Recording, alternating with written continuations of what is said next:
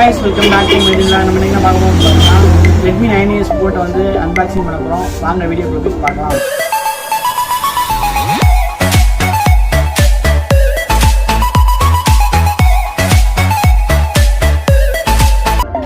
Okay, வாங்க mobile unboxing பண்ணலாம். First ரெண்டு சைடு உள்ள ஸ்டிக்கரை ஃபர்ஸ்ட் எடுத்துக்கலாம்.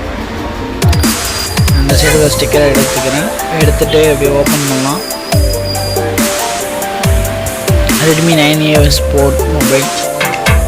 வாவ், எடுத்தோன்னே மொபைல் இருக்குது. மொபைலை நம்ம ஃபஸ்ட்டு வெளியே எடுத்துக்கணும். மொபைல் வந்து பார்த்திங்கன்னா பிளாக் கலரு.